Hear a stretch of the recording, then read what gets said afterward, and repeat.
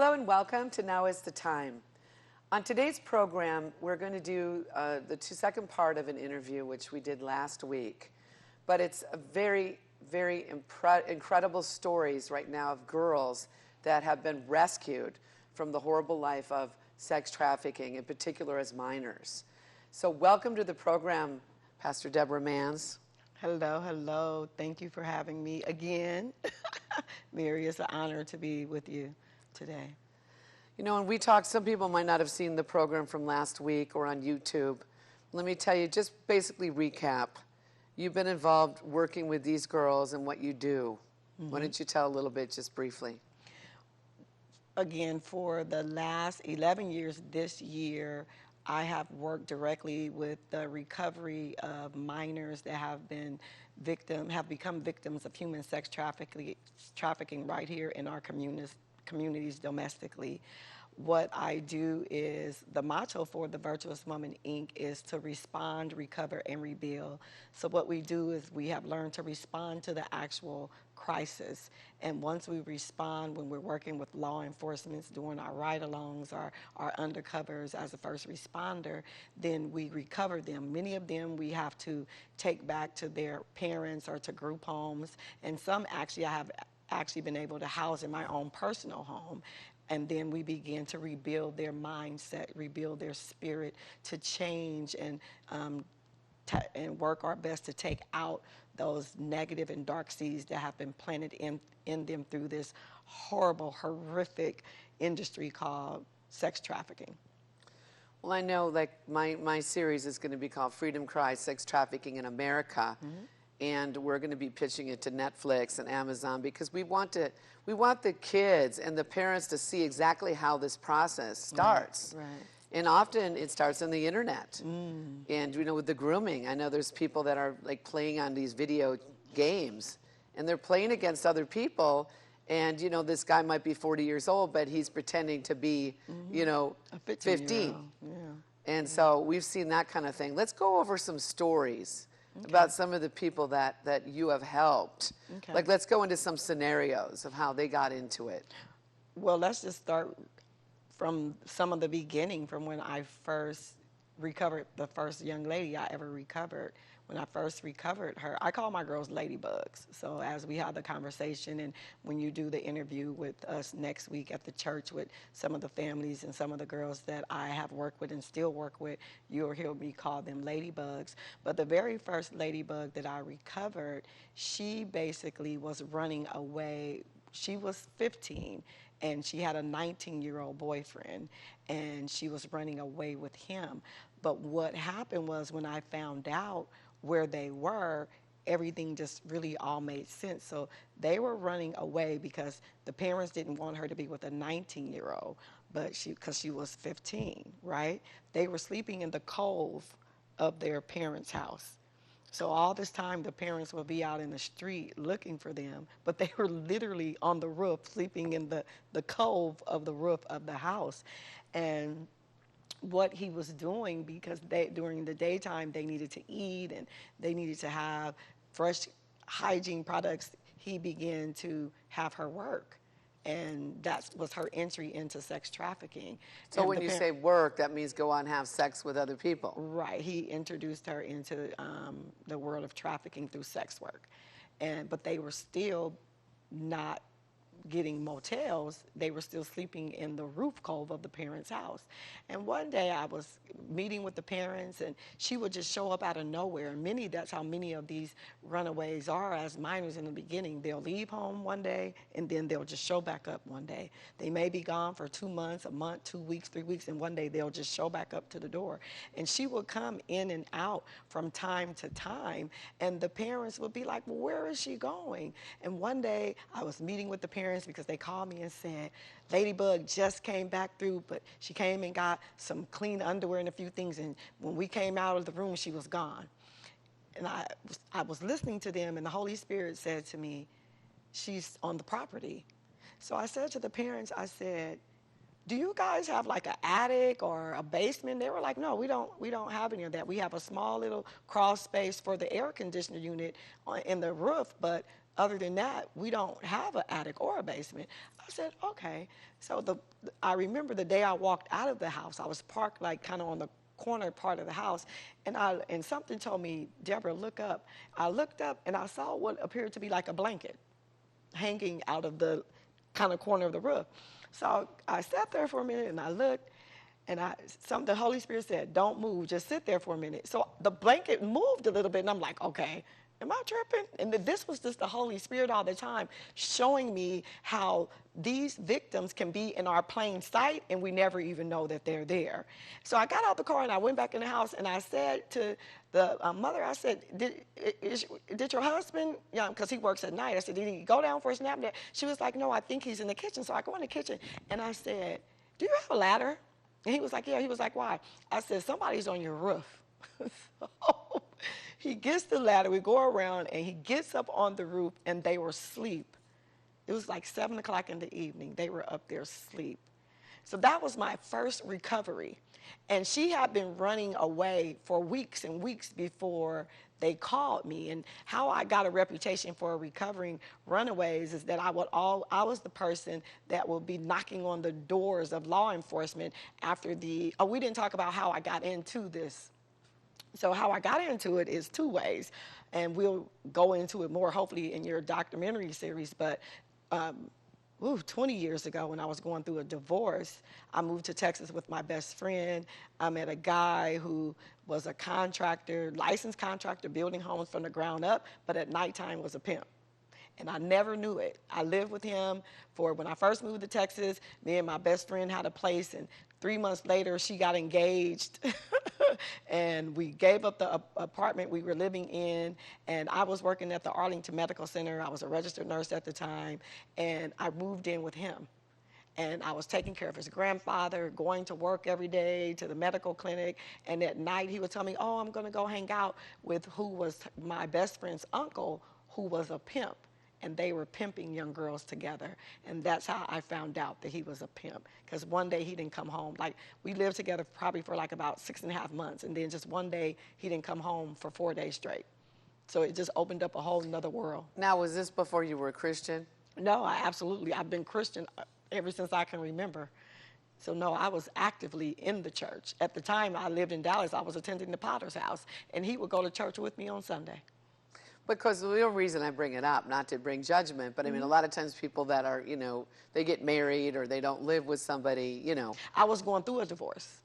So that's what I said. I moved to Texas. I was going through a really bad divorce, really, really bad, with my kid's father. Yeah, so I couldn't get married again because I was in the middle of a divorce. Yeah, but anyway, so this guy was going to church. Yeah, we went to church together. We had family dinner. I mean, we were a family. We talked about being married because he knew I was in the middle of a divorce and bringing my kids to Texas.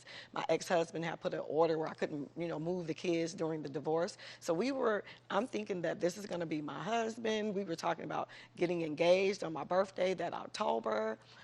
But God opened up that dark place and was like, this is the person he really is. And that was part one of, at the time, destiny was calling me to something I didn't know it was calling me to.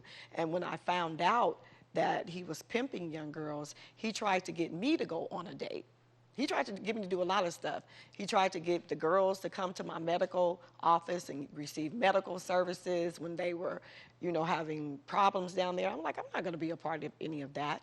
And then when that didn't work, he called me one day. And so about this time, it was about a week and a half that I had found out what he was doing. My best friend, I called her crying because I'm like, so-and-so hasn't been home in almost a week, and I don't know what to do. And his phone is going to voicemail, and I can't find him.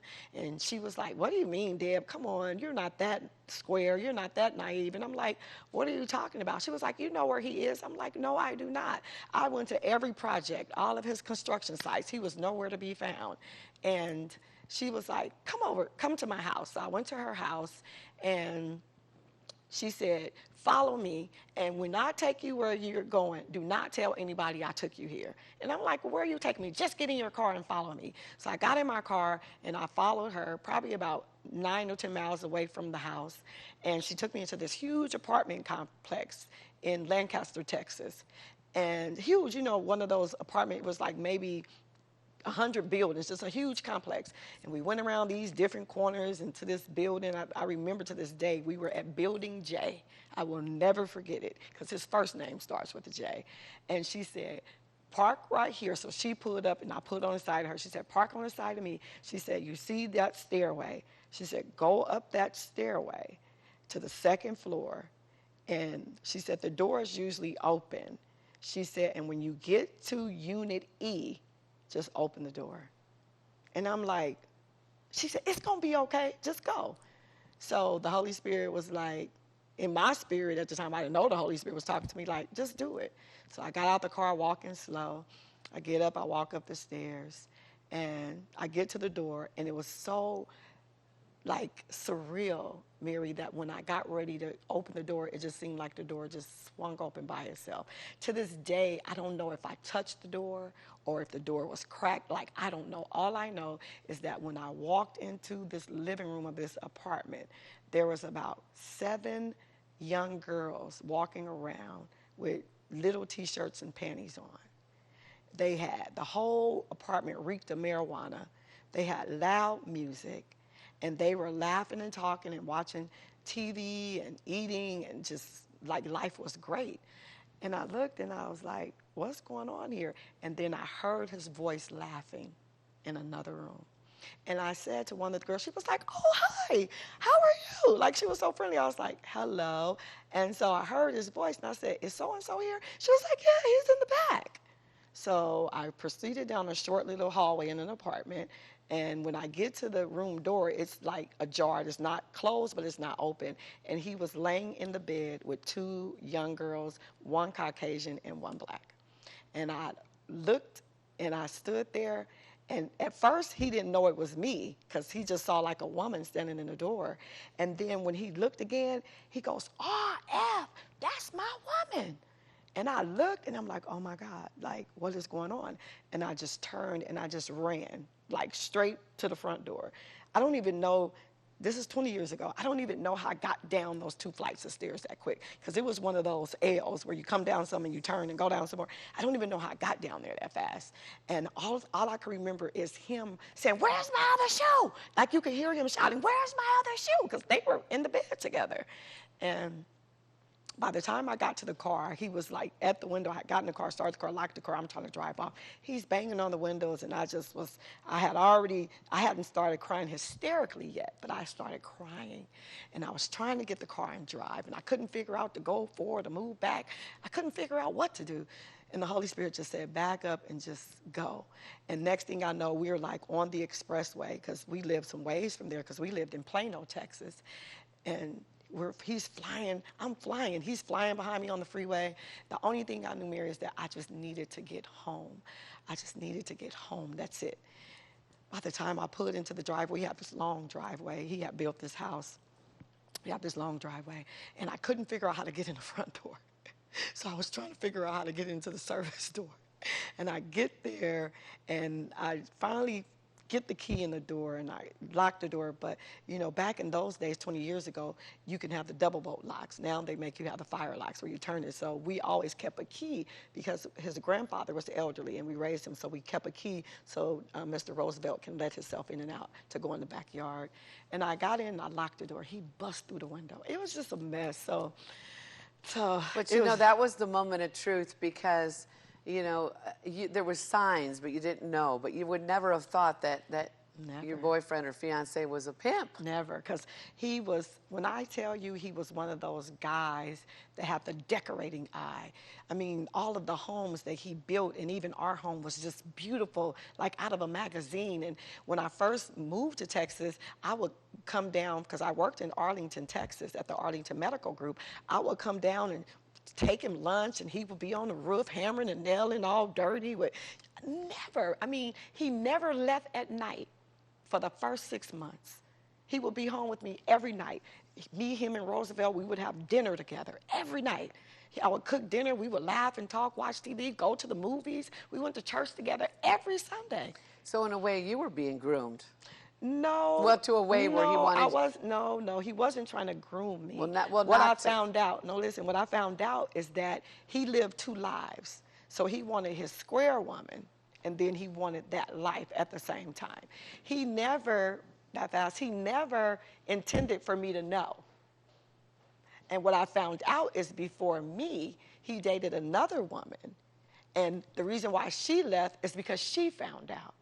So now he didn't have that lifestyle where he can live a normal life, paying regular bills, have a cover up for the things he was doing in the street. So he never wanted to groom me, but when I found out, and what he didn't know is that I called my soon-to-be ex-husband, who I was in a divorce with, that we couldn't be on one end of the street without a gun ready to kill each other because we were so broken and angry over the divorce because we had been together for so many years and had 3 kids. I had to call him crying, like, please come get me. But he didn't know that I had did that, so within a week and a half, my ex-husband had put a plan together to come and recover me. But what he didn't know, my ex, he tried to get me to go on a date because I didn't leave. But he didn't know I had already set up to leave. So he was saying, oh, well, she's still here, so she's okay with it because the last woman left him. But I moved from California there. I didn't have any friends, any family, anyone. The only one I had was my best friend who was now engaged to another guy doing her life. I literally had nobody there. And I wasn't gonna, what was I supposed to do? You know, so when he thought I wasn't leaving him, he called me up one day and he was like, oh, we got a customer that wants a black girl that's, you know, in her early 30s. I said, okay, well, what do you want me to do? He said, oh, well, I want you to go get the money for me, baby. I said, no, I'm not doing that. And he was like, oh, you know, you still with me. You know what's going on. You going to do that to Daddy? I said, I'm not doing any of that. So I got off the phone and I went back to whatever I was doing at the time, cleaning the kitchen or whatever. So 30 minutes later, he called me back. Are you dressed? Are you ready? And so I said, so-and-so, I'm not doing that. And next thing I know, he's at the door, like, get dressed, going through my lingerie and all my stuff, put this on or whatever, you're going to do this. So at this point, I'm fearing for my life. What am I supposed to do? So I did what he asked me to do. We got in the car. He drove me to the hotel, and he told me everything I was supposed to say, everything I was supposed to do, and because you don't never know if they're the police or what have you, so you can't talk about money and all these different things. So I was like, okay. So I get into the hotel, and I knock on the door, and this Caucasian man comes to the door. And I said, hi. I said, I forgot Mimi or whatever my name was that night. And he was like, oh, come in. So I go into the room, and I sit down in the chair by the desk, and he says, immediately, he stands and looked at me, Mary. He goes, what are you doing here? And I go, well, didn't you call? You were looking, you know, for a friend, a date tonight. He said, no, but what are you doing here? He said, you're not supposed to be here. And as soon as he said that, I literally just broke down and started crying. And I started telling him everything that had happened to me in the last week and a half. He said, I would never touch you. He said, I can look at you and tell that you are not supposed to be here. And I'm like, wow. So God intervened in that whole thing, but the miracle about it is we wind up sitting talking for 2 hours. He told me about his wife and kids, and I told him how, you know, I was saved and the situation with the guy I was in and how I had already called my soon-to-be ex-husband, and he was coming to recover me that following Friday. It was just all so surreal. And he wound up giving me the money and gave me $100 extra and said, give him this money, but I want you to have this extra money so that you don't have to go back to him tonight. Wherever you can find a place to stay, I want to be able to give this to you. And I left. Well, see, the only reason I said earlier that you were being groomed in a way because he was trying to get you to play at the end there. But see, God made a way of escape. So we only have several minutes left. See, this is how it all starts out. It looks innocent. You thought, and I mean, a woman who knew God. 31 years old. Yeah. So now talk about the grooming process. What do these guys do? They look for girls that are vulnerable. What are they looking? Because what I found out is they look for girls, low self-esteem, and they, like you said, they want to be their daddy. You know, they want to be part of a family. Well, I don't even think we have enough time on the show Yeah. to probably talk about all the different ways they were groomed. Well, let's just talk about the one particular first girl from this Dallas, Texas situation. After I moved back to California, I was hurting, so I continued to kind of talk to him to figure out, why would you do this to me? You knew who I was, and you know I have degrees, and you knew I was a good girl. Like, why would you lie to me? You didn't give me an option to say if I want to be with you or not be with you based on who you really are.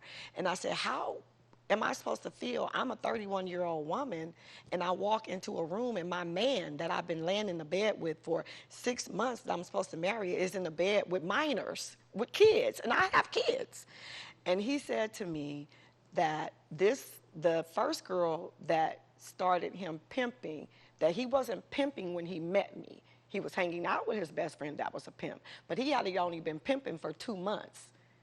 And that the first young girl, he said, you see the little blonde, he called her a white girl, that's just his term, that I was in the bed with in the room. He said, she was my first girl. He said, you don't remember the little young girl that used to ride the bike back and forth past the house every morning? I said, no, I'll be at work. He said she lived around the corner with her grandmother, and when I would be out in the front of the yard with Roosevelt working on the flowers because he loved roses and stuff, he said one day she just parked her bike and started talking to me. And I started buying her food and taking her grandmother food and going over there visiting with her and her grandmother and taking Roosevelt with me, his elderly grandfather. We would all talk. He was like, and that's how I started talking to her. So it was just that easy. Yeah. But there's still, he crossed a line because there's a lot of good men that, you know, how old was she? At the time, she was 14. She was 14 at the time. This was 20 years ago. A long time ago, but she was 14. But so basically, I almost said his name. My best friend's uncle told him, man, that's the kind right there. You could get her to do anything for you because they live kind of in poverty. And he used that as an advantage to bring them food and help them do their laundry and taking the grandfather over there. And she started looking up to him. And I'm at work all day, so I don't know what he's doing. And he said, oh, yeah, I take her to the park. And I was riding bikes with her and all that. And then one day I was with his best friend, and we were on our way to the strip club because strip clubs are open during the day. He was like, and she was coming by the house, and when he drove up, I said, well, I got to go. I'm going to roll with my buddy to his job. And she was like, I want to go. I said, you took a 14-year-old to the strip club? And he was like, the first time she went in the club, she was like, do you think I can do that? And that was her first entry. So she started stripping at 14 with a fake ID before he started trafficking her. So she started stripping for him So, but first. this guy, your fiance, was a Christian, but yet he's going to the strip He club. wasn't no Christian. I know. He was going along with the flow for me because he wasn't even going to church before he started dating me. I'm like, well, if we're going to be together, you got to go to church. You know, us women sometimes we have that problem where we try to, what does the Bible say in Amos 3:3, how can two walk together unless they agree? And I was forcing him to be someone, I think at the time that he wasn't. So he was going to church because I was like, well, I'm not going to be with you if you don't go to church with me. Well, you know, those of you watching right now, you can hear, we get involved with things, and now, Pastor Deborah is working with young girls. Absolutely. To help them recover because of the journey that she went through. Mm-hmm. And it's slowly, it's a seduction. Mm-hmm. It's a grooming process that they have.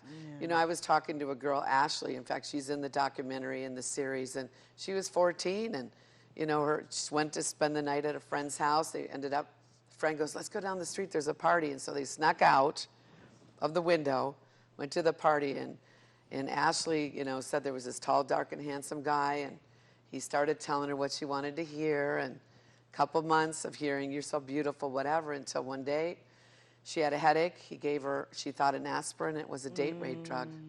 And he raped her. He said, now you're going to work for me. Mm-hmm. And we know where your parents live. We'll kill him. Right. Yeah, I'm that's telling a story you. for many girls. that I They get work them with. sucked in, Yeah. and then they say, we know where your family lives, and they'll kill them. She said, I was afraid for my life every day. Right. You know, we only have a few minutes left. Why don't you look at the camera? What I felt before we even started the interview, that I want you to look right at the camera just a minute or so. Talk to a girl like you would talk To my ladybug. to your ladybug. Okay. First, I want to say that you are more than enough, and that the importance of balance of relationships is going to be very indicative of where you go in your future. So if you have a man or a boy or a young man that is trying to get you to do things that you know you should not be doing, it doesn't matter if you think it's okay, but in your heart and your spirit, you know that you should not be doing, say something to someone. Don't keep it a secret. Don't sex your body parts. Don't do any of that. And most of all, if you're being sexually assaulted, molested, raped, or any type of sexual activity that you know is unhealthy, say something, because that leaves years and years of trauma that you will never be able to go through. And then I want to speak to all of the young boys and girls that may be suffering from depression or suicidal thoughts, or maybe just a dysfunctional family.